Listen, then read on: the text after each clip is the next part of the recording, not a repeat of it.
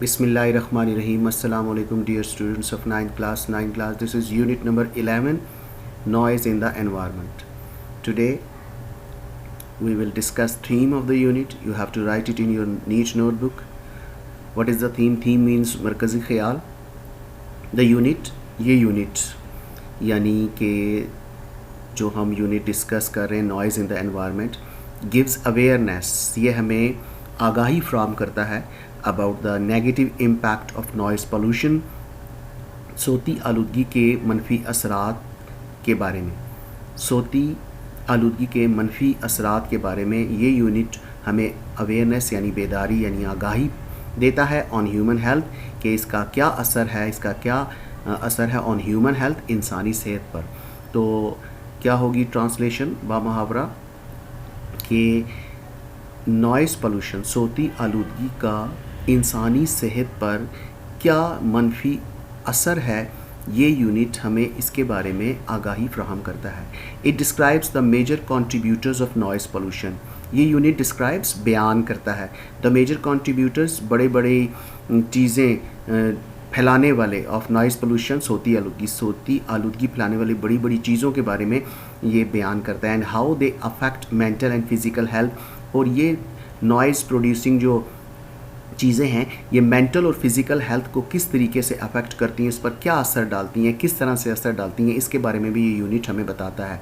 It also outlines various solutions, कह रहा फिर ये आउटलाइन ये बताता है वेरियस सॉल्यूशंस, मुख्तलिफ सॉल्यूशंस का मतलब हल, to combat the problem of noise pollution, वो हल बताता है जिससे हम नॉइज़ पोल्यूशन यानी सोती आलूदगी से नबरद आजमा हो सकते हैं या निमट सकते हैं। तो मरकज़ी ख्याल डियर स्टूडेंट्स इसका ये है कि ये जो यूनिट हमने पढ़ा इसका मरकज़ी ख्याल या थीम इसका क्या है, हम ये कह सकते हैं कि ये इसका मरकज़ी ख्याल सोती आलूदगी का मनफी असर इंसानी सेहत पर, एक तो ये इसके बारे में बताता है, दूसरा ये नॉइज़ कहाँ कहाँ से पैदा हो रहा है, नॉइज़ पोल्यूशन किन किन जगहों से क्रिएट हो रही है इसके बारे में बताता है, और फिज़िकल और मेंटल यानी जहनी और जिस्मानी सेहत पर इसका क्या असर हो रहा है उसके बारे में बताता है, और फिर कुछ ये सलूशन भी पेश करता है कि नॉइज़ पोल्यूशन को हम कैसे कंट्रोल कर सकते हैं। डियर स्टूडेंट्स नेक्स्ट देखें, नेक्स्ट है जी ग्लॉसरी। तो डिस्ट्रैक्ट्स, डिस्टर्ब्स, डिस्ट्रैक्ट का मतलब खलल डालना, तवज्जो हटा देना, डिस्टर्ब का भी यही मतलब होता है। इमेंस का मतलब होता है बेताशा, बड़ा या ह्यूज। मशरूमिंग बढ़ती हुई यानी ग्रोइंग। एक्सेसिवली यानी एक्सट्रीमली ज़्यादा तादाद में, ज़्यादा मिकदार में। पेट्रोलिंग का मतलब होता है हिफाजत करना, गार्डिंग। इंसोम्निया बेख्वाबी, स्लीपलेसनेस यानी नींद की कमी। इरिटेंट एनॉइंग यानी कि आपको गुस्सा दिलाने वाली, चिड़चिड़ापन पैदा करने वाली, इरिटेंट। तो ये ग्लॉसरी भी आपने नीट बुक में लिखनी है। इसके बाद डियर स्टूडेंट्स देखें हमारा क्या है कि काज एंड इफ़ेक्ट कॉम्प्रिहेंशन है एक, कि काज इफ़ेक्ट एंड सॉल्यूशंस, यानी क्या वजह है, उस वजह की वजह से क्या असर है, और उस वजह को ख़त्म करने का हमारे पास क्या तरीका है, solution. Cause effect and solutions. तो dear students, do you worry about pollution, क्या आप पॉल्यूशन से परेशान हैं?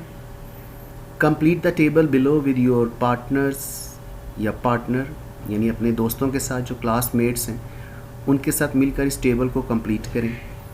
तो list the causes of noise pollution, noise pollution की क्या काजेज़ हैं वो पहले लिखें। व्हाट आर देयर इफ़ेक्ट्स, फिर उनके इफ़ेक्ट्स क्या हैं वो लिखें। Can you think of some solutions to these problems, कह रहा क्या इन प्रॉब्लम्स का कोई सॉल्यूशन भी है, तो वो भी बता दें। एक एग्ज़ाम्पल उसने आपको दी है। एग्ज़ाम्पल में क्या कह रहा है, कॉजेज़ ऑफ नॉइज़ पोल्यूशन में देखें, हॉन्किंग बिला रोक टोक, हॉर्न बजाना। इसके इफ़ेक्ट्स क्या होते हैं, इरिटेबिलिटी, चिड़चिड़ापन इंसान में आ जाता है। और उसका सॉल्यूशन क्या है, strict rules to check honking, strict rules बनाए जाएं जिससे हॉन्किंग को रोका जाए। चेक का मतलब रोकना। कह रहा है कोई और काज है, अगर वो भी आपके सामने है तो बता दें। तो डियर स्टूडेंट्स एक और हो सकती है, एक काजेज़ ऑफ नॉइज़ पोल्यूशन में हम लेसन में भी पढ़ के आए हैं, work of construction, construction work या वर्क ऑफ कंस्ट्रक्शन दोनों लिख सकते हैं। ये जी काज है नॉइज़ पोल्यूशन की। इसका इफ़ेक्ट क्या निकलता है? फैटीग, थकावट हो जाती है, और बेचैनी, घबराहट, फैटीग, और फिर थकन, थकावट, ये सारा इसके मीनिंग हो सकते हैं। और इसका सलूशन क्या होगा? Construction sites should be monitored, कि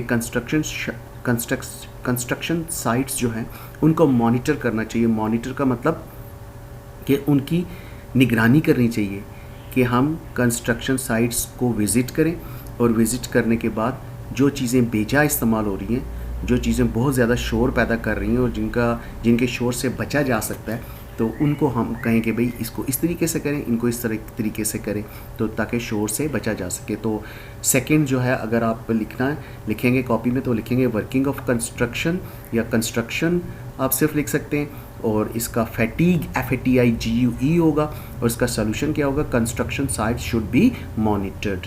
और यूज़ ऑफ टेक्नोलॉजी, एक और काज ऑफ नॉइज़ पोल्यूशन जो आपने इस लेसन में भी पढ़ी है, वो है यूज़ ऑफ टेक्नोलॉजी। अच्छा, टेक्नोलॉजी के यूज़ से इफ़ेक्ट क्या हो रहा है? इफ़ेक्ट ये हो रहा है इंसोम्निया, यानी बेख्वाबी हो रही है, और इसका हम सलूशन क्या निकालेंगे? सलूशन होगा कंट्रोल अनवारंटेड नॉइज़ लेवल।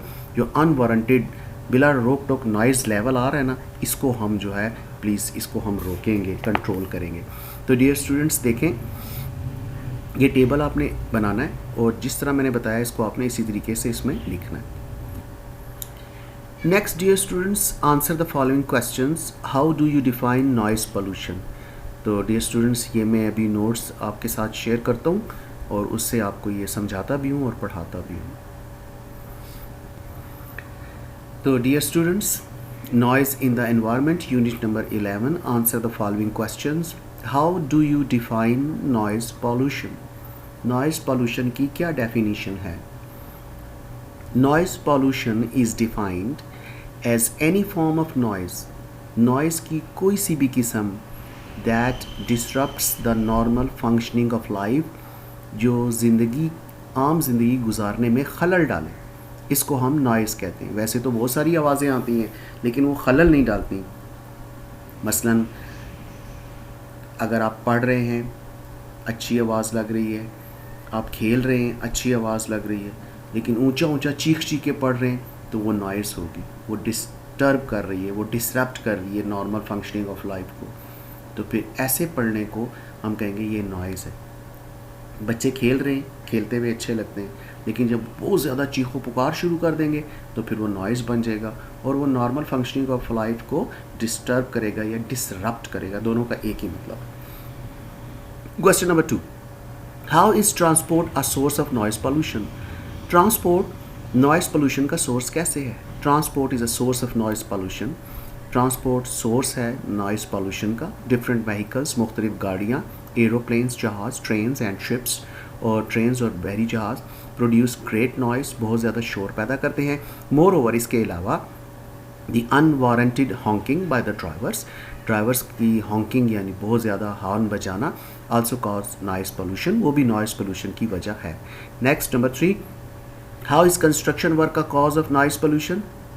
जो कंस्ट्रक्शन वर्क है वो नॉइज़ पोल्यूशन की काज कैसे? The construction work in urban areas में, शहरी इलाकों में जो कंस्ट्रक्शन तामीराती काम है, is usually slow and time taking, आमतौर पर ये स्लो होता है और बहुत ज़्यादा वक्त लेता है। It's grilling and piercing sound, तो चीज़ों को काटने, चीरने, फाड़ने की, तोड़ने की आवाज़ें is a source of noise pollution, वो नॉइज़ पोल्यूशन का एक ज़रिया है। It disturbs the general public, ये आम पब्लिक को भी डिस्टर्ब करता है, एंड काजेज़ मेंटल फैटीग, और जहनी थकावट का बाइस बनता है।